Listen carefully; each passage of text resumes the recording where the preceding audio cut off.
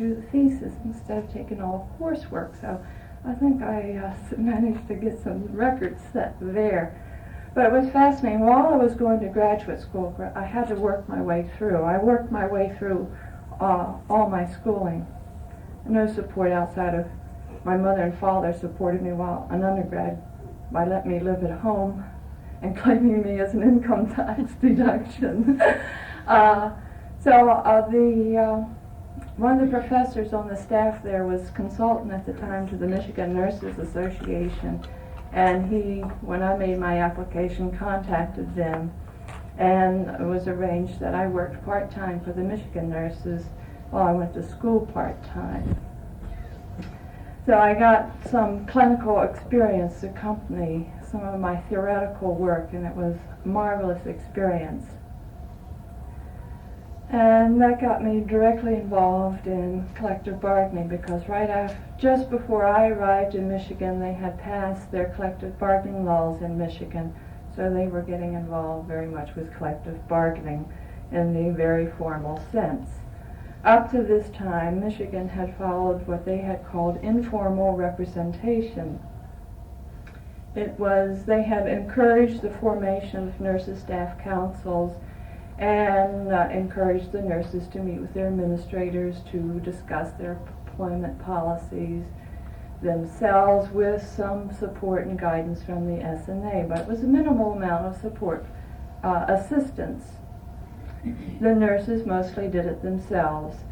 And now the M&A staff would prepare briefs and go before legislative bodies when necessary. It was a very flexible program. They gave the type of assistance that was needed to meet the situation.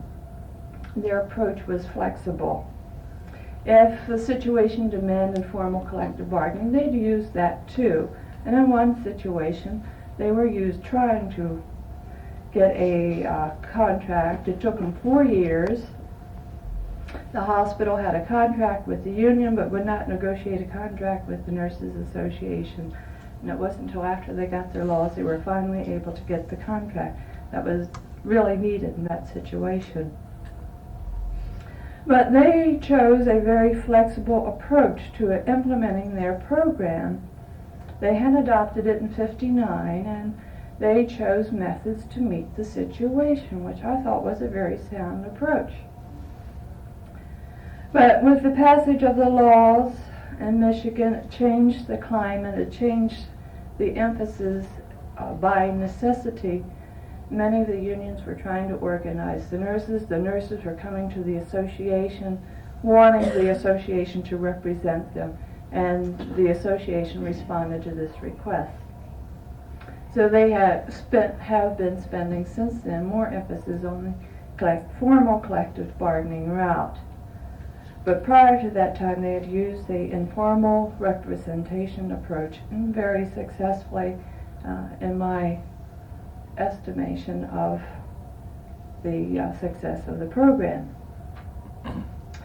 So after I left Michigan, I went to A&A, and my philosophy and approach to the whole program doesn't quite fit with what I met with at A&A, but I wasn't quite aware of all the rigidities in the situation when I took the job.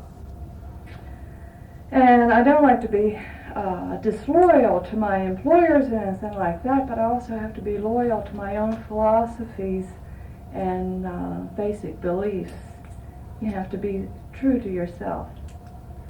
So I've had problems at A&A accepting the rigid, strictly collective bargaining approach, which is very much emphasized.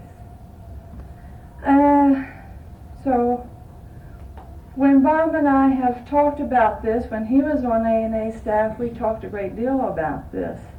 So I think Bob has been a very opportunist, and Georgia was fortunate in getting him, and he had an opportunity to apply some of the ideas and concepts that we had talked about.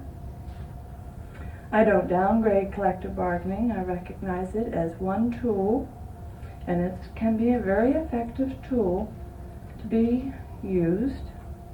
But I think, as with all things, you have to use the methods and tools which best fit the situation. Now, I notice in Georgia's literature, Bob's passed down, he's downplaying collective bargaining because this does fit in the Georgia climate. But he doesn't eliminate this as a possibility altogether. It will be used when indicated and when necessary. I think this is true way, a philosophy that Michigan had prior to their present circumstances, and I think a sound approach. Now, I went through all kinds of gyrations in trying to develop my topic that I was given to this morning, and as you notice, I've thrown everything out the window. I do this quite often, and sometimes wonder why I bother to write speeches at all. But after a while, I got to thinking, well, I think you all know the differences. If you've read the material that came from Bob and you're familiar with ANA's program and the pamphlets and materials that come from ANA, I think you all know the differences, and all I would be was pointing out something you already knew. It is a little broader concept. I think it better adapts to how nurses feel personally and the problems that they face and the ways of meeting the problems. The name, local units, well, I think ANA will always use the local unit for one because practically every state has a different name. And when you're talking nationally about what you're talking about, you got to have some commonality. In Maine, they call the local units the PPCs. Kansas used professional development groups. Michigan, staff nurses councils. Georgia, chapters. So wherever you go, you get a different name. Nurses adapt, they like names, and they'll adapt names to give themselves an identity to the locality. So I don't think the name makes any difference. I also went through some of the bylaws that we had on file of local units that exist in different parts of the country. I had Hawaii, I had some from Indiana, from Minnesota.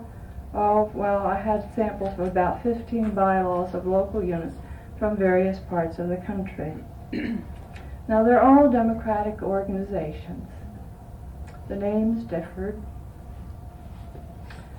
but basically the purposes, some of them were to implement the goals of the Economic and General Welfare Program through the state association, which was kind of broad. But the general idea was that they were concerned with their employment conditions and trying to cope with the problems at the workplace. So I really couldn't see a great deal of difference as far as their primary purposes and functions were. And one of the great differences that I have that should be brought out is being considered a part of the structure of ANA. Now, there are several states which have adopted in their bylaws recognition of the local unit, which makes them then a legal entity or part of their association. Now, Michigan, and their change in bylaws this past fall, will be chartering their local units. Pennsylvania charters their local units. New Jersey is also. So there are 3 states which have formally incorporated the local units in their bylaws. Georgia hasn't done this in the formal fashion yet, but I think in reading the materials, they consider them a part of the structure, and their definition implies this. And I think this is good. They should be a part, because I always viewed them a part of this organization. When I was working with them in Michigan before they were formally incorporated in the bylaws, I always viewed them as being a part of the association, and the nurses themselves viewed them as really being a part of the association. So this is difference, because ANA does not incorporate this in their basic overall description on the implementation of the program. And the method of promoting organizations of RN groups at the place of employment. I think Bob has developed a new sales technique, and this is fine. ANA has encouraged in the past, and a resolution I believe was adopted by the House of Delegates in 61, 62, somewhere along there, that SNAs be encouraged to form local units. But it was left up to the SNAs, but it did not give them a place in the organizational structure. But so Bob's come up with a nice way of reaching the nurses. It's something they want. It will meet their needs. I think they will. So I think that this is a difference. Now, in the national literature, I did a lot of reading, going back and reviewing a lot of the old manuals that was sent out to the states, and I even read an old 1947 AJN article on the program, and and it did. That 1940s, it was actually February 47, right after ANA adopted the program. In reading that article, the emphasis was on collective bargaining in that item. And a great deal of the material did stress a collective bargaining route in the formal sense. And I think they used the term collective bargaining in its narrowest, most restricted definition. And it was interpreted this way and been implemented this way. Collective bargaining can have a very broad interpretation. People do collective bargaining every day without realizing it. So it depends on whether you give it a broad or a narrow interpretation. But from the very beginning, a narrow interpretation was given to collective bargaining, and it was focusing directly on contracts and the formal route of representation, with most of the work being done by the SNA staff who came in and did the negotiations and so forth. Now, I'm a great believer because I'm lazy. And I like to find lazy ways of doing things. And I also have great faith in those staff nurses, because I know they've got it up here. And that all it needs is a little bit of nurturing, and you should see them blossom. So it's time for a more broader interpretation of the collective bargaining processes and the implementation of collective bargaining. Though in the material there was mention of other methods and the need for flexibility, this was played down. And no one picked it up. No one did too much experimenting in the States. They tried to follow the party line, so to speak. Now, I went back and reread some of all the committee meeting minutes to see what discussions had been by the committees, to see if I get some historical perspective on local units through this. Now, there was a discussion of the possibilities of incorporating the local unit as a part of the structure back in 59-60. Now, the reasons why they didn't go for this, to me, I think are very flimsy. One, because, the local unit had members and non-members, so can't have something a part of the structure that incorporated non-members. Well, my God, I could find an easy solution to that. Everybody who wants to be a member of the local unit's got to be a member of the association. If they're not a member of the association, they're not a member of the local unit. And they don't participate and have the privileges of membership. And often the local unit and it was also equated with the bargaining unit. Now, the local unit and the bargaining unit in some instances can be the same, but it need not necessarily be so. And I don't believe, in my knowledge of the labor laws, that you would be restricted in having the bargaining unit and the local unit necessarily equal, the same. It may be. But you can find ways of getting around meeting the legal requirements of labor laws. You can always find ways to get around these things. All you gotta do is use a little ingenuity without breaking any laws. But the committee came to the conclusion that for these factors they could not see the local unit as a part of the organizational structure. Oh, now one other thing that they had, one other reason they had listed was they didn't want to put any membership requirements because this might discourage the formation of local units and the representation of nurses. Well, my experience in Michigan, I could get that membership up in no time. My first time I met with the nurses, I was pushing membership. And they had their committees working, and there was no problems. You had to have your sales pitch and prepare people for recruiting the membership. But you could get the membership up before they got down to forming any formal organization at the hospital. So the rationale, I couldn't buy their rationale of the committee of that time. And then about the functions of the local unit. In 1963, there used to be what they called the Technical Advisory Group to the Committee on EGW. And these were experts and economists, industrial relations, and lawyers who would meet and discuss the program and then share their ideas and comments and things with the committee. Well, one of the things they noted and reported to the committee at that time was the broadening the functions of the local unit because it was not natural the way it was set up. And they had read through A&A's pamphlets, the chairing of the local unit, and they noted that it stressed the economics aspect.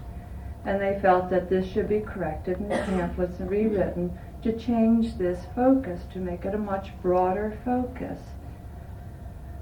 And they discussed the ways of dealing with the two kinds of problems that nurses problem. They classified them, and I think they defined them. They called them Forum 1 and Forum 2. Forum 1 was the methods of dealing with salaries and personnel policies, and Forum 2 was the methods and means of dealing with what they called the professional matters of the nurses at the place of employment. And he saw the same group using both these methods because you use different methods to deal with different problems. But the idea was never really picked up, and it sort of faded away and never really carried through. So that's where we stand today. The commission, of course, the emphasis on collective bargaining has continued. The new approach, when it was adopted, was very much focused on the collective bargaining aspects. And I found this difficult in my dealings with it because I was employed to more or less coordinate the new approach projects, and I knew the states who needed the most help, at least I felt needed the most help, and moving along were ones who did not have these strong economic programs like California, Illinois, New York, Massachusetts, but some of your smaller states. Now I serviced Kansas, North Dakota, and Maine, and I just love those little states. I enjoyed working with the staff. My primary job was teaching, and my method of teaching is you really know how. It's just a matter of putting it together in some systematic way and applying it. So it was more of a supportive teaching that I did in these states. And being an ANA staff member, I course, felt an obligation to follow the party line, but I felt myself very uncomfortable with this. And I think I'm about ready to break my wings on that, but I have to be careful when I go back to my place of work. You know, I can't be too much out of tune with those people who control whether you work there or not. So you have to find ways to work around this. But hopefully, I think things will change, and recognition will be given to a more flexible program in the future. I think the chairman, in my discussions with her of the Commission on Economic and General Welfare, is seeing a much broader role for local units and organized groups of nurses at the place of employment. So maybe there will be some changes. This is the time for change, and it's a chance for moving ahead, taking broad, bold steps to get things meeting today's needs and meeting the changes in society. Well, all I can say as a closing point is I give my blessings to Georgia. I have a feeling that it will be a success. I hope it's a success. So it will provide an example to help other states who are looking for a more flexible approach to implementation of the Economic and General Welfare Program. Thank you.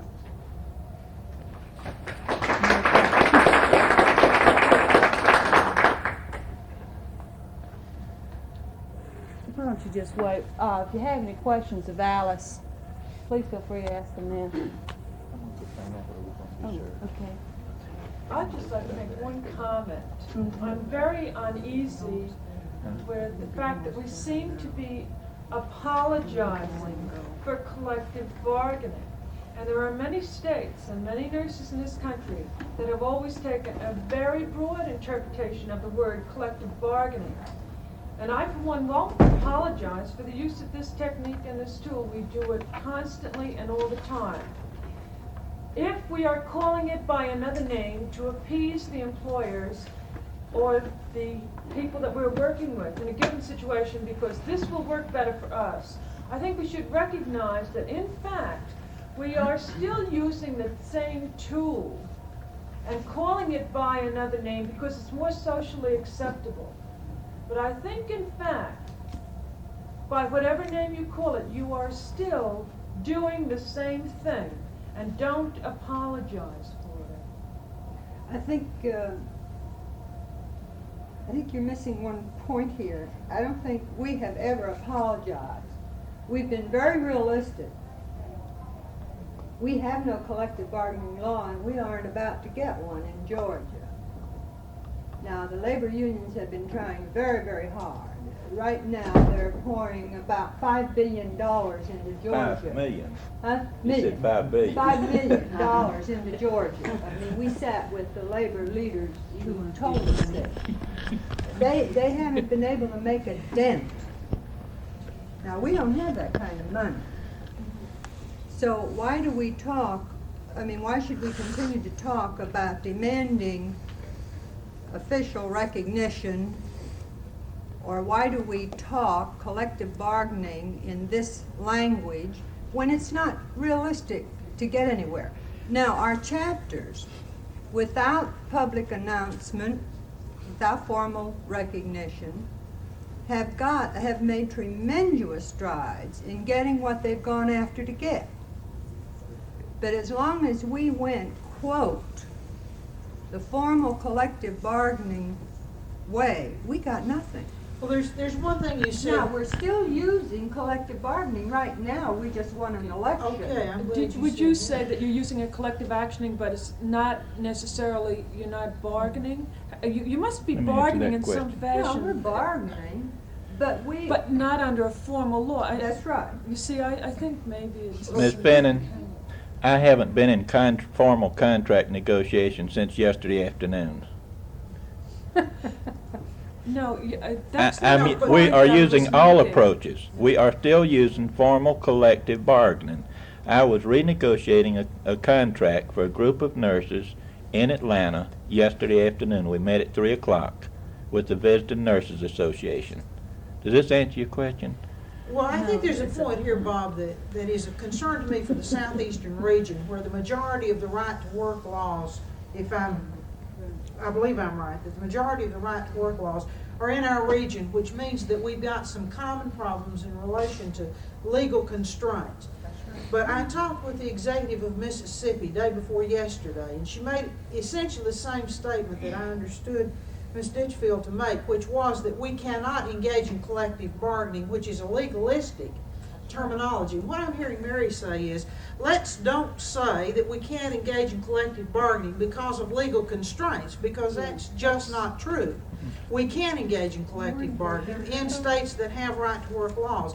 But I think that we support a strict, narrow definition of the process of collective bargaining by lending any verbal support to the fact that collective bargaining cannot occur in those states that do not have a legal framework which provides for it. And so I think that it's necessary for us to hammer out a party line, if you will, in relation to the use of terminology so that we give strength to membership, to recognize cognitively the process that's being used and recognizing that it can be used to professional advantages without getting into the strict constructionist definition of legal constraints. And this is one of the things that I would make a plea, Alma, with you about, is not to say that we can't do collective bargaining because the law, but say it some other way.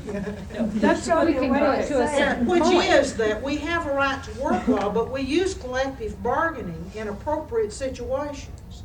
And that we have no labor law of the state. And Tennessee's in the same boat.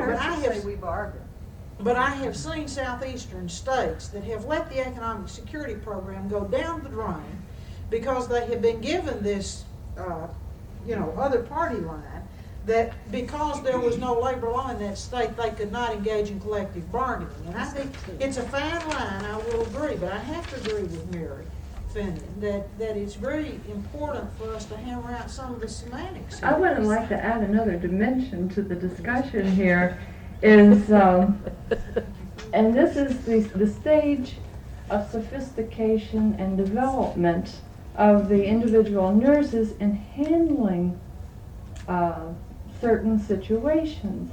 Now, if you've never used collective action, never worked in groups and hashing out problems in a group solving process, how can you work effectively through the formal collective bargaining process?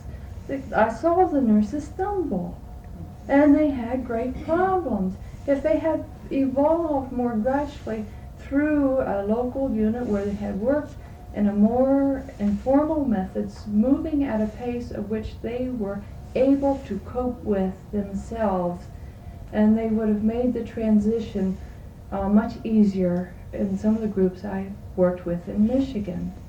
But some of them were not.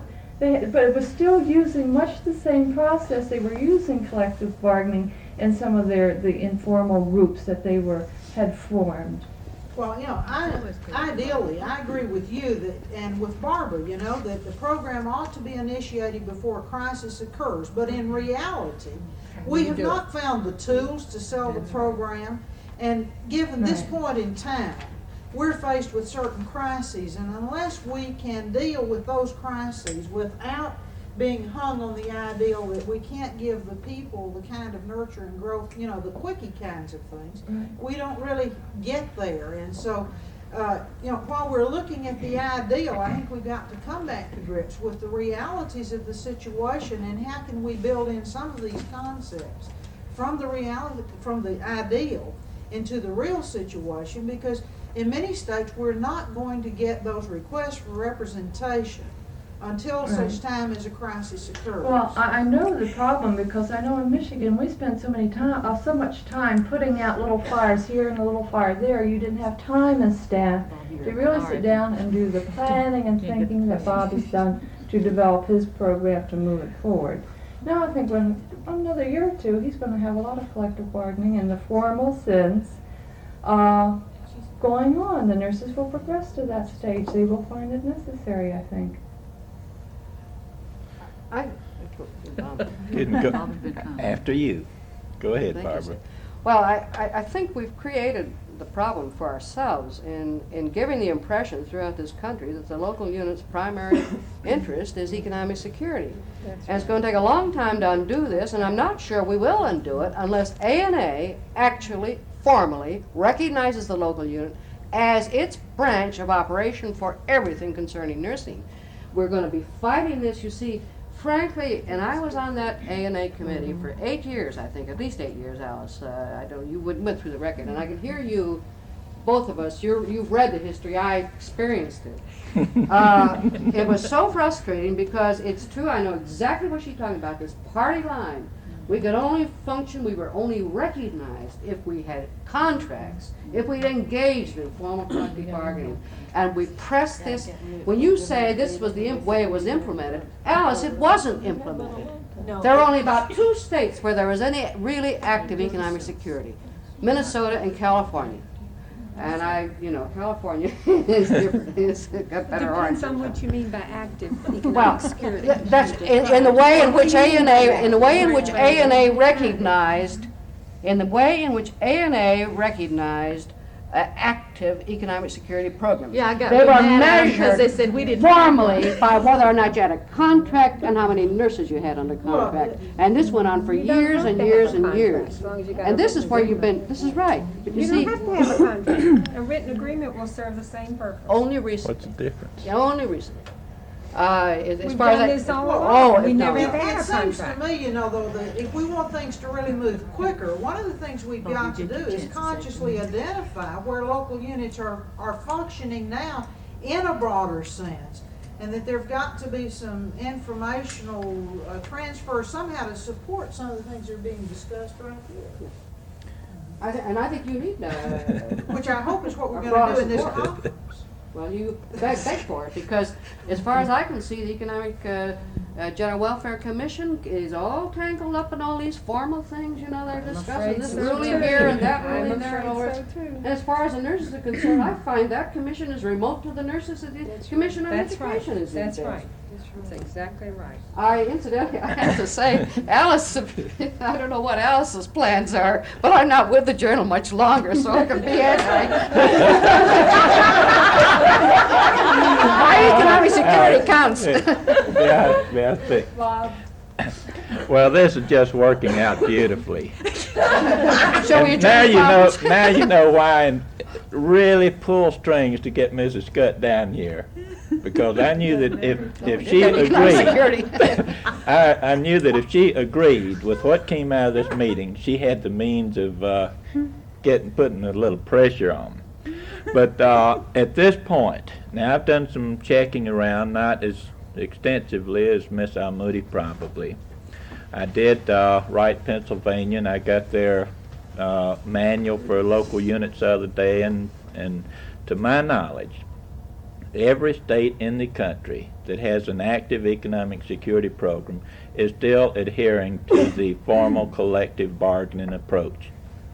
Now, I haven't. Now you're putting us all in the same box again, Bob. Well, to say now, that I we said don't to my have an active knowledge. program unless we've got this sort of thing. Let- We've got 24 active units in Tennessee, and I would contend we have a very active economic general welfare. Bob, Well, what's let me happened is go that beyond we that. haven't been recognized as having an active program unless we could say we have X number of contracts. That's right. That's And right. when That's you where would the say, problem I is. have 50 units but 0 contracts, they would consider it as not having an active economic security program. Let- This is the difference. Change that with the Let me They de- didn't finish. Let me defend myself, please.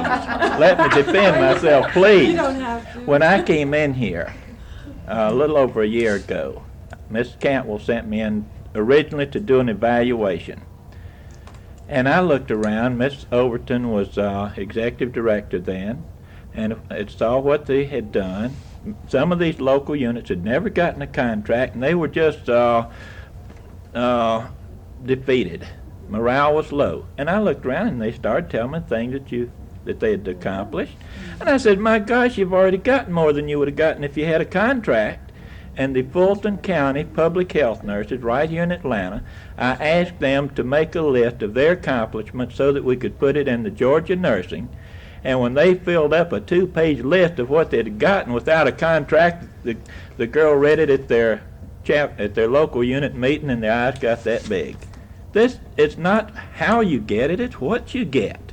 And you can get it a heck of a lot easier in many situations without a contract. Now, there's a little girl back here by the name of Mary Mallison, who used to be Mary Buswell, associate editor of the AJN. And Mary did some research for an article one time, and she said, Bob, when I went back in the old AJNs, says all they talked about was economics. The private duty nurses. The private duty nurses. This is nothing new. You go back in the minutes of any state association, back to your early days, and you'll find a good bit of the effort was based on, put forth or directed at establishing standards of practice and wage rates and hours of work. This is nothing new. The economic security was maintaining official directories for the private duty nurses, and they used them very well. And I'll try to show you why this afternoon, but the reason I wanted to raise my hand a while ago, I wanted to get in one point that some of you may have missed. You're talking about the right to work laws. Well, Section 14B of the Taft-Hartley law permits each state to pass the right to work law, which in effect supersedes federal law. But the Taft-Hartley law applies to very, very few hospitals. Therefore, your right to work restriction on making membership mandatory doesn't even apply to most of your hospitals. You can go in and negotiate a contract in most hospitals and require membership as a condition of employment. I just wanted to get that out. Allison. I wanted to make one statement in relation to the party line,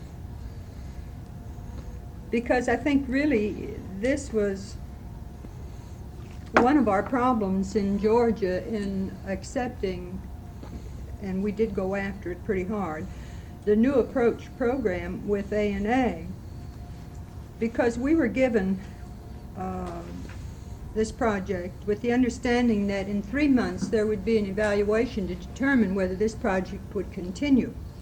And the total implication was that this evaluation, now this was never put into, this was never verbalized exactly, but I mean, there was no doubt about it. The success of the program meant recognition and negotiation of contracts. And there was no question in our EGW committee or our board that this is what it meant. And of course, I suppose we transmitted this to our local units. And of course, we had a local unit at the DeKalb that were going to demonstrate, really, that they could do this. And it got us into a lot of difficulty. Now, I make no apologies for the DeKalb situation, because our board supported that group down to the bitter end, and we would to the death, because they did a great deal of good for the state of Georgia, and they continue to do some good. But I think what led us into this ultimate situation was the fact that we were on a spot on the party line, and we had to produce or else. Well, my plea is that the party line's got to represent the party Well, and not the house. this is what we decided. And it seems to me that there are some things that representatives of states here can do to unturn information that can influence the party line. This is what we're hoping And, to do. you know, we're all in for real trouble unless we influence. I want to tell you now, This is very terrible. it's not public information, but I'll tell you anyway because it's not confidential. The basic on it, since it was discussed at the convention, which Barbara was a panel member of, and I've been discussing this every chance I get. I sneak it into the conversation with anybody and everybody that I think should start thinking about it. And prior to this past A&E board meeting, the departments were asked to identify issues, the broad issues, and some of the relevant problems in relation to it with staff recommendations on if anything for the board to follow through on. And one of the issues I put down was the local unit as a basic unit of membership. And with some of the problems listed, and the recommendation was that this be presented at the advisory council meeting for discussion by the advisory council. I've also got it on the agenda for the commissioners to begin picking it up and following through. So I hope we can begin to. Well, Alice, is there anything in data collection to unturn the evidences of successes outside of the contractual relationships? Because one of the things that we discovered in Tennessee when we established the Council of Occupational Sections, which is the economic and general welfare arm of the state in Tennessee, was that in order to evaluate the status of the economic and general welfare program, we had to do an entirely different kind of staff report than we had ever done before, which meant that we had to go through and identify how many local units have we had activity in the last 4 years. What have been the accomplishments of those units at that point? What was the potential for activity in local units? And I've never been asked for this kind of information from INA. Frankly, I find it difficult to make myself fill out this thing that violates, and so I've got the 70 report on my desk not filled out because it does not reflect, in fact, the evidence. And I could send you a status report on local units, which would make an entirely different kind of report where you could see the contract kind of things. But it seems to me that there's a lot that we could give to you, and not the standard Form 1, Form 2 kind of thing, that could give you ammunition to go to the commissioners with. It doesn't give me the kind of information I want. It's good statistically, and you print it up, and you give it out to other organizations, the Department of Labor, and they find it very nice. But for me personally, I find the data that's collected And as long as we're, in the worth it. bind of very few staff at the national level, I'd like to see you all asking for the kinds of things that make sense. And to hang with the research and statistics end of the thing solely, I think you can extrapolate that out of it. Right. Alice, may I interrupt this? It's lunchtime, but I have something. It's something, several announcements I would like to make, and I think one of them is very timely. For this, I'll take over Ms. Butler's job and come up and try to preside for a minute. This is a letter that should have been read earlier in the meeting, and it was an oversight. It is dated January the 25th, 1971. We received it in Georgia on January the 28th. It's addressed to me. It says, "Dear Mr. Heiss, please convey my best wishes to all participants for a successful conference.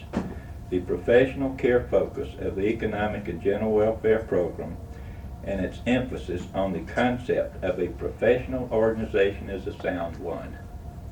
The members and staff of the Georgia Nurses Association are to be commended for their foresight and initiative.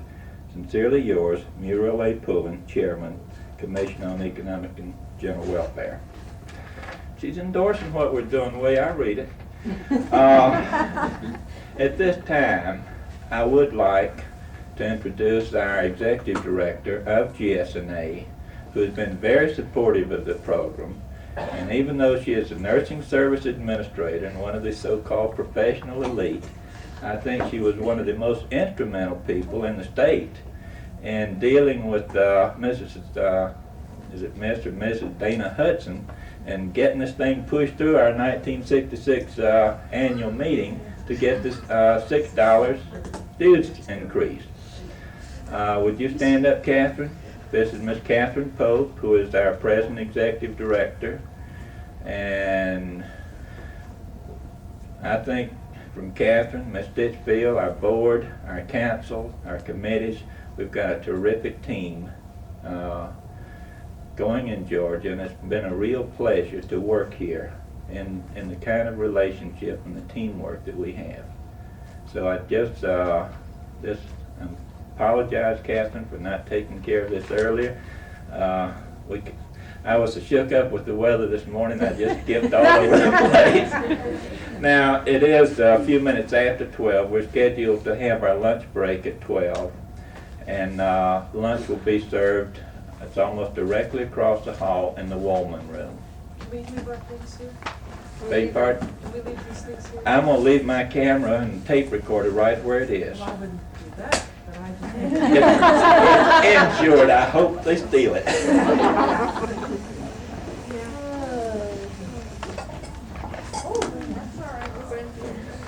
Margaret, at least that tape. I was so, will you read us?